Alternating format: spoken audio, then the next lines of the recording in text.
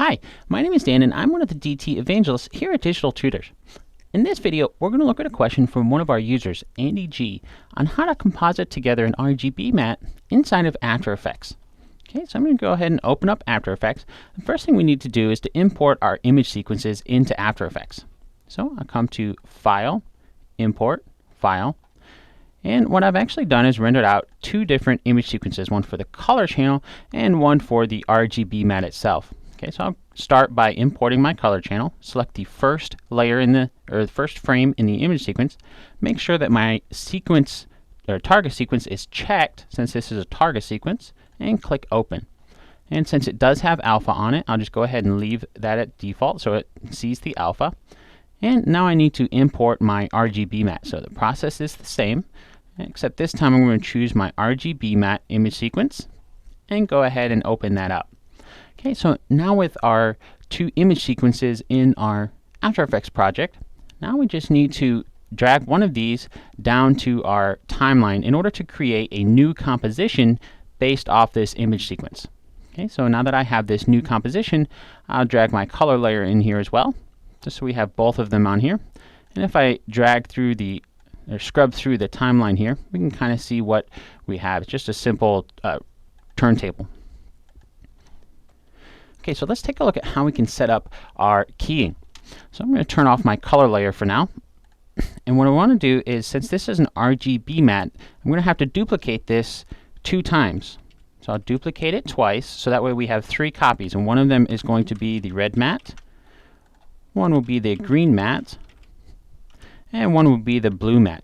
Now to rename this, I'm just selecting the layer and hitting enter on my keyboard, and then I can type in whatever I want to name my layer. Okay, so while I'm at it, I'll go ahead and rename my color layer as well. That way we won't get that confused. Okay, so I'll start with the red mat. With the red mat, I'll have it selected, go to Effect, Keying, and do a color key. Now by default, the color key is going to choose the blue color. So it doesn't look like much is happening. It's because I have my other mats on. But if I turn those off, we can see it's keyed out the blue.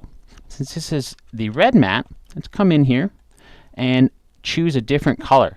Now I could click on here and choose whatever color I wanted, but it's much easier if I actually come in and just use the color picker and then come over to my red area and just pick somewhere that's giving me the red mat. Okay, so what it's done is it's keyed out the red area.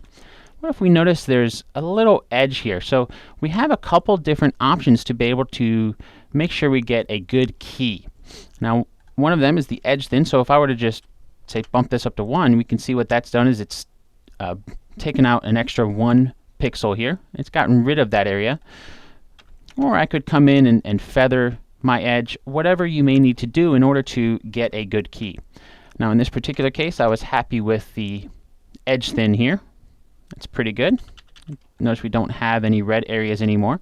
So now we need to repeat the process for the green mat and the blue mat. So I'll turn off my red mat, turn on my green mat, and I have my green area here. So let's come back up to Effect, Keying, Color Key, and let's switch the color to our green color. And once again, I'll go in here and change my edge thin. That way we don't get any green edges along our key here. Okay? And once again, I'll just go ahead and repeat this process for the blue mat. So with my blue mat selected, I'll go to Effect, Keying, and Color Key. And since it's already set up our blue color for us, all I have to do is come in and adjust the edge thin to get rid of this little blue area around the edges here. It looks like there's still a little bit, so I could come in and maybe adjust the feather, maybe even bump this up to 2 to get rid of some of that. Okay? So now that we have our mats set up, what we need to do is to tell After Effects to plug the color channel into these mats. Okay, so since we have our blue mat already turned on, I'll go ahead and take my color layer and drag it below the blue mat. Now what I'll need to do is to tell this color channel to plug into the blue mat. And the way to do that in After Effects is to actually use the track mat feature. Now if you don't see this in your timeline, you may need to come to the bottom left here and click the button in the middle to turn on the transfer controls pane. Okay, so once this is turned on, I'll turn on the visibility of my color here, and we can change the track matte on our color layer to be an alpha inverted matte of the blue matte. Now if we notice when I did that, what it's done is these other areas have disappeared. So what we need to do is to duplicate our color layer a couple times, one for the green and then one for the red. We can see that we have all of our areas back now. So if I were to say turn off my red matte, my green matte, or my blue matte, we can see we have our color channel. It's been broken up, so we really have a fine level of control.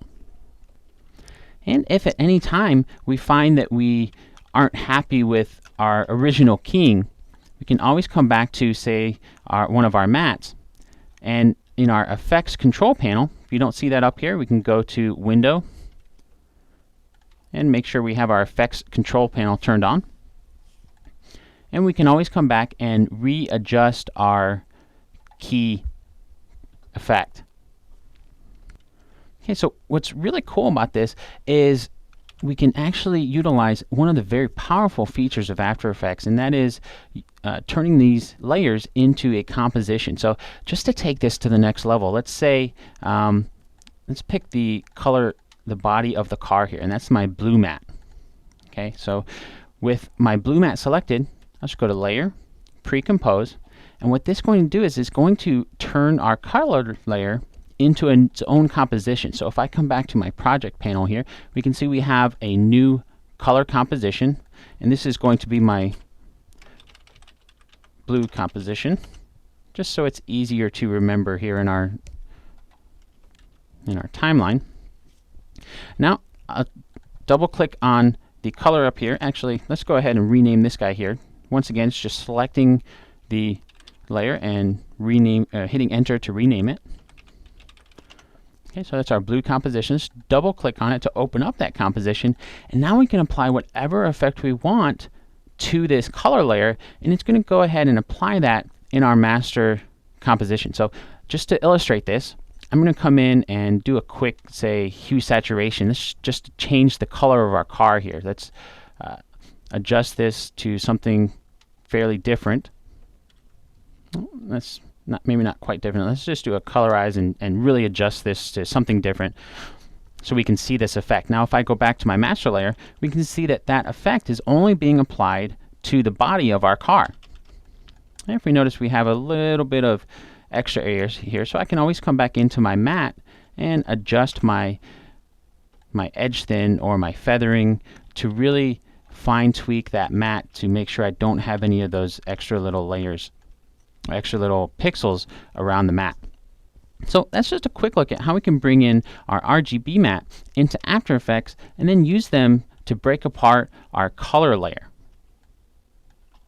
If you want to learn more about After Effects, I'd really suggest going through the Getting Started in After Effects course.